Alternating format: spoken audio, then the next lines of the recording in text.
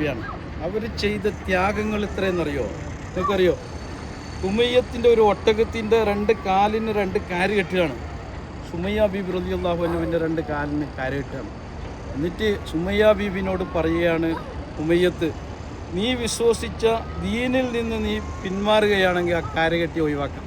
എന്നിട്ട് ഈ റോട്ടിൽ നമുക്കിപ്പോൾ നടക്കാൻ തന്നെ നമ്മൾ തിരക്കൂട്ടുന്നത് എന്തിനാ?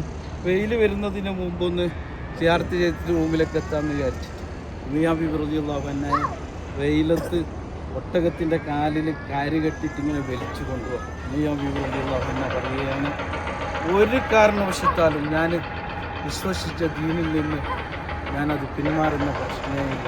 അത്രയും ത്യാഗങ്ങൾ ക്ഷയിച്ച ഒരു ബീവിയാണ് സുമയ്യ ബീബി റളിയല്ലാഹു അൻഹ.